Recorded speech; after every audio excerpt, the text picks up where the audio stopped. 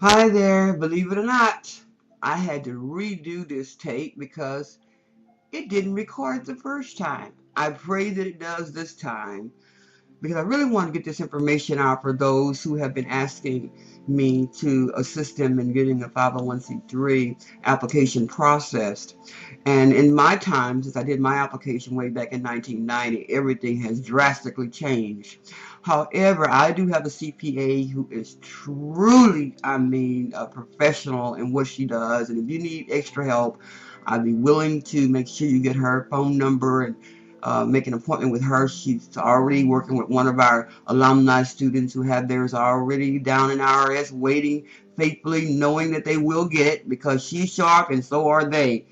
Filling out that application process. However, it does take some steps that you need to get ready for. So I wanted to give you this toolkit, sort of like a tutorial to mentor you in this area. One of the things that I want to start to begin to say now, forgive me, I do talk fast because I'm a professor. I've been teaching for years, and so sometimes I go 100 miles an hour. I hope that I can slow this down a little bit to give you some key tools to make sure you understand a couple of things. One of the most important things is I hope you got a pen and a pad, because one of the things people do, they do a lot of listening, no writing. And I guess that's the reason why I talk so fast, because I've always had a pen in my hand and a pad saying, you can keep on going, brother. If I ain't recording, I'm definitely writing. But I want to say this to you. You've got to get prepared. So you want to go to the IRS website at www.irs.gov. Gov.com. I guess that's what it is, because I don't even have that in front of me. I was so discombobulated when I realized that this thing did not even record. So anyway, I want to start back over about what I said in the very beginning. I pray that you have asked God first. What is it that he wants you to do? Especially if you are a minister of the fivefold gifts, and or if you are in the faith or Christendom rather, that want to give God glory in an organization or ministry business that you are trying to develop to help others or to create a business for your own, personal dream. But anyway, I want to make sure this particular part get out before I start sharing some of these keys. Don't go and get a whole bunch of people on your board that you figure because they're in different organizations and companies or they have this big profile about themselves that it will help you get what you need for grants and all that and push your ministry and organization up. And sometimes that does open doors to you, but you don't want that, because only the Lord's going to open the door and he's the only one that can shut them. So I'm telling you right now, you want to make a list of people you know that care about God and others' thirst to put on your list to be a part of your board and or advisory committee. You want to start out with that first, because we're talking about the 501c3 application process. And so get that in your spirit first. Who's going to be on my board to help me, be accountable and to govern this organization so that it can grow? Now, the second thing is you want to make sure that you get people who does have some, do a good mix, do a great mix of races if you can. And you don't really have to have more than 3 or 4. But if I were you, I'd get 3 strong leaders that you know that's got your back and who care about you and your vision, that will be there to support you in this growth of this organization or this ministry, because those people are the ones that you're going to list on your application for the 501c3. Now, that the other group can be your advisory committee. That means those people can be there when you're having ideas and things like that. You can bounce those things over there with them in your meetings and say, oh, we're going to do a fundraiser for whatever, or, a hunger drive or whatever. You can bounce that information by that group, but you want to make sure, again, that these people do care and they don't want to just be on there to see and be snooping and peeping in to see what you're doing. You want somebody who really, really care, who want to be able to reach out to others and you want to grow. So select those wisely, make that list, because those are going to be on your board. You're going to write that list, and then those are going to be on the advisory committee. You're going to write that list. And then you want to make sure that you have character references on every one of these people. Pretty much today, you're probably going to need to do a background check on all these today, because everybody's got a good talk, does not have a good walk. So you want to make sure that takes place.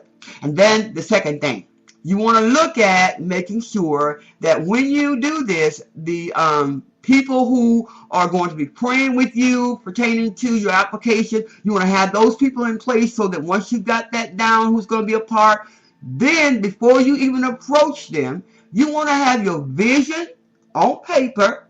You want to have that very clear of what God is showing you to do. That means your mission statement of that vision has to be clear. And as a nonprofit, you have to have that on the application anyway. They want to see, what is that organization based on? What is the purposes? What is the services? What is the values? And what are you trying to impact? What are you doing? What is that statement that you want to make that is so, in other words, defining who you are and who that organization is to the community and what it's going to do. Now, when you get that down, what that organization is doing, what the goal is, the initial goal is that you're trying to get done, then you can set up a time to get with. Of course, first you got to have a name. We know that. Hoping you got the name down. And I want to make sure I shoot this in here. When you go to the courthouse and get your DBA, that's called Doing Business as Name. When you get your DBA for that organization, you want to make sure that when you get it, that it's one that's going to give God glory, and that's going to make sure that it's not copying somebody else's, because you can have the same name almost as someone else. Like I said earlier on, if you have a minister that's named Mary Jane's Camp, you can name yours Mary Jane's Camp and gardening center, whatever that is. That's just an example. You want to make sure, if you want to keep Mary Jane's Camp, then you might want to add something else so you can still use that name, because you cannot use the exact name. That's why you have to go and get your name filed with the county clerk, the Harris County Courthouse, so that no one else can use your name.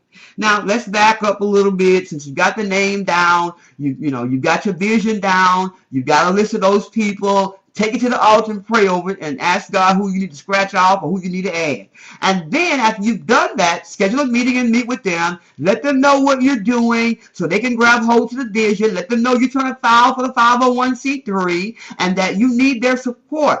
And you're going to know who's really for you, who's going to be there to hold your arms up. And those people are going to be taking notes and asking you questions about how can they serve or whatever. And pretty much you need to have who's going to be in what position. Who's going to be the executive director? I suppose that is you. And who's going to be the chairperson? Who's going to be the secretary? Who's going to be the financial manager? Or who's going to be, the assistant, chair? Whatever that is. You need to have that determined before you go to this meeting who you would like to nominate in those areas, okay? Now, as far as the advisory council, you don't need to give no names for that right away, because you can give them different names like fundraising and director or whatever. You can do those later, but you want to primarily get the people together in that group and let them know, and you want to get the board together so you can get them all together, and most importantly, have your person who's got your back there that's close to you, who can see in the spirit, so they can tell you right then if they see some jealousy or they see some peeping there. The people really don't want to be there, just there to try to see what you got going on and then go back and try to hope they can pull it down in the spirit with witchcraft. No, you need to have somebody there that's got your back, besides those that you've asked to pray for you, to be able to see in the spirit who you need to scratch off and not invite to any more meetings. I'm just keeping that real. Okay, now I'm trying to slow it down. And so now that I got that out, I want to start talking about some other things pretty quickly that you need to make sure you do. Schedule your meeting, meet with them, get the feedback with them, find out who have qualifications to help you type some things and do some things so you don't have to do all this stuff by yourself. I'm just telling you from experience, because I couldn't get nobody to help me. People I knew who knew how to do the 501c3 would not even help me. Why? Because they were haters. They did not want to see this organization go, but they can forget it, because all these years they're still kicking and doing just fine. Devils cannot stop you if you will go and do what God say do and don't listen to the haters. Now, let's look at the 501c3 steps. The 501c3. What is that, Dr. Murphy? When you establish a 501c3, you got to know what kind you're establishing for. So when you look on the application, when you go on that site, the actual form that you're going to be requesting to fill out, you can actually fill this form out online. It's called the 1023 application, and it's through the IRS, Internal Revenue Service, which you can get this application online when you go on the IRS site. The form that you're going to be getting, it's called the 501c3, the 501c3 application for recognition of exemption under section 501c3 of the Internal Revenue Code. The form again, the form number is 1023. That's the one you're going to be filling out. Now, you got to understand that there's several things happening in IRS right now. There's a whole lot of lowdown and undercover stuff that God is going to reveal, and I already have revealed several things, but it's holding up the people who really trying to get their 501c3 application processed right now. So if I were you, I would go ahead and start processing it now and getting it in, because they way behind, probably almost years behind, on getting some things done. Now that we had to shut down and all this, it's going to be holding you up. So you got some time to read that application, and you need to read it really good, because there's several changes that happen on the application, and you want to read that concerning the different changes on this form. It's going to be at the very beginning of the application. It's going to show you some changes that happen that you need to make sure you're aware of when you fill this application out. Okay, now 501c3, like I said before, there's different kinds of nonprofits. There's a 501c3. There's a one that's a nonprofit for the churches. That kind of thing. So you want to try to make sure that you're filling out the right one for you. Now, how is it going to determine what the cost is going to be? It's determined by what your overall budget total is for what you're filling out on the application's budget part of the application. And so that's too in length to go through. Like I said, if you need help from my CPA, she'd be glad to help you. But I'm trying to give you this toolkit of what you need to do before you even begin to apply. Because a lot of people want to apply for something, they don't even know what they got. They don't even know who they are. They don't even know where they're going. You need to have this stuff in line. And so this 501c3 is really designated primarily for people who have objectives to do what? Have charitable organization outreaches, to doing education. They're not working in anything with politics or religion, even though that you do have religious-based, faith-based organizations who can get nonprofits. It's just that you can't be politically driven, because you can't be in those type of realms. But you do want to know that you are going to be straightforward in making sure that your application shows that you are a charitable organization, and you want to be able to offer education and different ways to what? Build communities, families, and youth. And of course, your church, whatever organization, and or your own personal ministry if you're an author or if you're a preacher, and you want that separate. And so I wanted to kind of share that part. Now let's just jump right into making the steps happen as far as the application process is concerned. Now, what you want to do, you want to get that application, you want to make it like your draft, so you can do all the scratch outs and all that. So go ahead and print it out. I know it's a lot of pages. Print it out so you can have a working file. And then you can do the actual application typed online, because it is a typable application online, and you can do that. But let's talk about what you need to do first. You need to first, as I've already told you, to get your name and all that together. Then next, you need to file for your certificate of incorporation. Now, when you file for this certificate of incorporation, what you're doing is you're saying to the state of Texas is that I want to become a corporation. Now, that corporation application costs you $25 for you to fill out for that certificate of incorporation. Now, that $25 application, many people will go and they will follow somebody else's guide or find one online. They'll type it all up and they'll mail that in. No, you want to go on the actual site of IRS, and it's going to also show you. You want to click on forms, and you want to click on form number 202. You want 202, and that is a certificate of the nonprofit corporation application. They prefer that you fill it out on here, and then you can type it up and make it real pretty later, because they're going to send it to you in a nice certificate later. But you want to follow their guide. The first thing they're going to ask you on there is the entity's name. And you got to have that. What is the name? Remember, I told you need to get a name. And then the second part of your article is going to ask you is, who is the registered agent? And if you're the founder, then your name should be going there. And then the article management part of it. That's your board. Remember, I told you you want somebody who you know going to support you and not backstab you or try to take over the organization. And then Article 4, it wants to know the membership. It wants to know, it asks you a question about the corporation. Is it going to be A, the nonprofit corporation shall have members, or B, the nonprofit corporation shall have no members? And of course, you will have board members. You will have members of your organization. So you're going to check the nonprofit corporation will have, you're going to check A, it will have members. And then you're going to go on and give like different other it's ask you other questions about the organization, and you can share those or attach a brochure or whatever.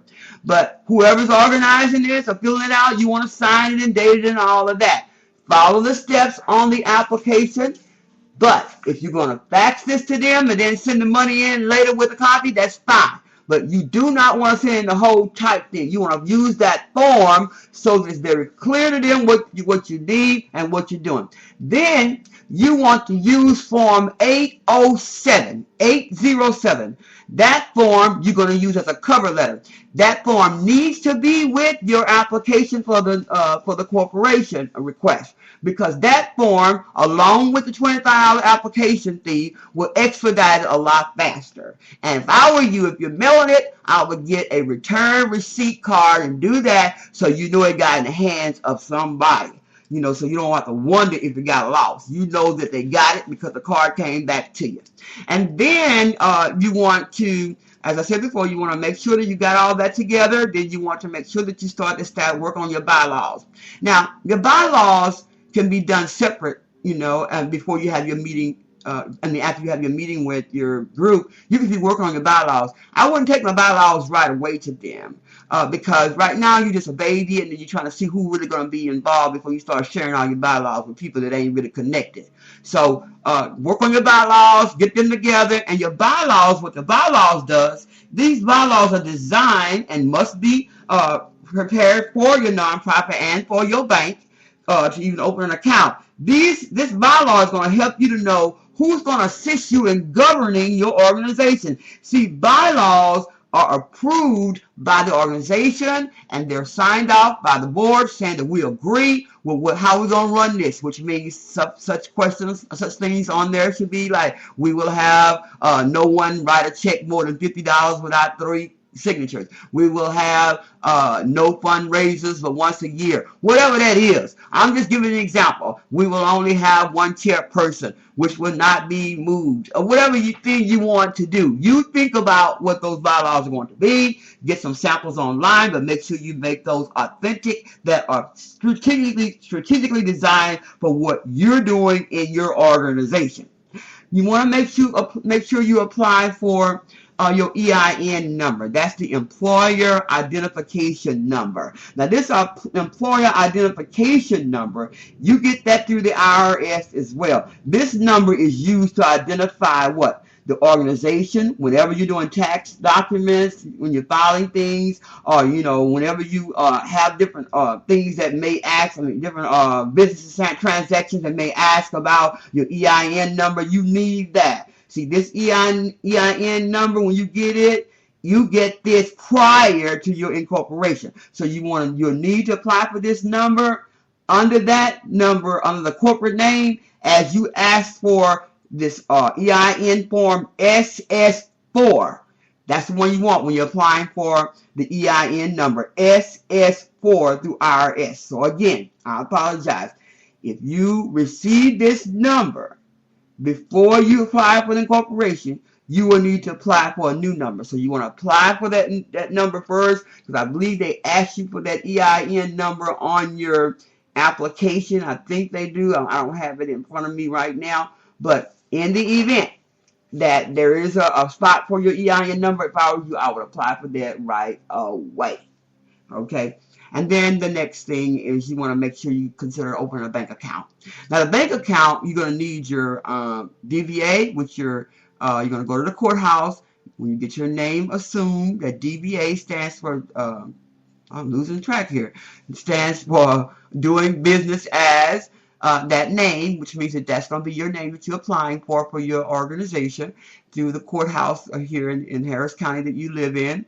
And if I were you, I would make sure that the name is good in all counties in around the city of Houston, so that make sure that nobody else gets your name. And then after you've got that DBA name, you need that to also, of course, to even file. But you also want to take that DBA and your bylaws to the bank to open an account, so that now when people want to sow into your ministry, it'll go directly to your account rather than in your pocket. So that's very key, so that people can know that they're sowing into a place that they feel good about. Let's see what else. you might want to make sure that you start to work on who's going to, actually work in the ministry. I wouldn't be ready to pay anybody right away. Everybody should be volunteering to start. And then possibly later on, you could probably write in your bylaws about maybe paying them gas, mileage, the board, or something like that. Things like that. But you want to work on those particulars first. I didn't want to make this very long, but I wanted to just kind of get that out to you to make sure that you understand in this last day, we've got to be kingdom-minded. My ministry is considered as an apostolic center, and I believe that we should be doing everything we can to build up leaders and to make sure that we take those things back from the hands of the enemy that are in the natural in this world that we live in. We need to take authority over those things like grants and things like that, and I'm glad I said that. Grants. Now, you need to also consider applying for a DUNS number, because I'm hoping that somewhere down the line that you will possibly want to get a DUNS number, get a grant. And in order to get a grant, you have to have DUNS number. This DUNS is an acronym for Data Universal Number System. Data Universal Number System. And this DUNS number is a 9-digit number that's designated to organizations and companies to be able to keep them, to be like a Better Business Bureau. And what it does is gives this research about these companies, and it develops information about your organization or business. And so this 9-digit number is issued out to businesses and organizations and nonprofits. And this number is there. If you apply for it, it's free. And what it does is it helps you be accepted into any process of a federal grant that you're applying for. And so in order for you to be considered for the grant, you need to have a DUNS number, and even a contract with the federal government today. You need to have a DUNS number. So let me give you the phone number. You can contact the DUNS office toll free at 1-866-705-5711. And you can actually apply for the DUNS number online. And back to the application, you can also apply for the application online. But what you need to do is for the 501c3, like I said before, you want to just print it out and then go back and type it online so it'll look real nice. But I wanted to share that with you in relation to this toolkit, because a lot of people are starting or want to start nonprofits just to be able to get that tax break. But you're not going to be able to do that, and you don't even know where you're going, and you don't even have a budget or anything like that. And you do want to develop a budget right now, because that budget sample is going to be required on the 501c3, and that's what's going to determine how much your 501c3 application is going to cost you. You'll be able to get those fees as far as costs online as well. When you go to the application on that site, you will get to understand what the different fees for different types of 501c3 applications, that is tax exempt application forms, requests are. And so if you're preparing right now to go and get you a board member, you want to look at not only those people who are focusing on what you're doing, but you want to see how you both can sharpen one another. Remember, we are kingdom builders, and we know that iron sharpens iron. And a lot of people today are in one area or fashion or profession. Doesn't mean it because you have a non-faith organization and not doing faith things does not mean that I cannot network with you, because there may be some things that you have that I may need to sharpen me to be able to get people to serve people in my organization in a different fashion. And that is called social service working. And we need that like never ever before. And so just wanted to share that with you. I talked about the certificate and I gave you about the DUNS number. I was trying to see what else I may have left out. If there is anything that I left out, I want to say this. You can truly email me here on this particular message here, and I will get you to my CPA, who is wonderful and patient and very reasonable, and she will help step you through that 501c3 process as she has done one of our alumni students. I pray that this message helped you. I pray that you would understand or that you'll need to do these things in order to be able to get the application process, timely, and that all the things that you want to do for your organization will be able to process, and that you won't be nervous about it. You can do it. Trust me. If I can do it, anybody can do it, because I surely hated math. But God visited me, and I filled out that 501c3 by myself, just me and my daddy, Abba. And that was a while ago. But now we have people who've already done it. That's why this tool process kit is for you. And I pray that you'll forward to somebody else who may need that help. And guess what? You will get that 501c3 only and only if you're going to do what you're doing to bring glory to God. God bless you. I pray this has helped you. Don't forget, leave me an email here if you need some help. God bless.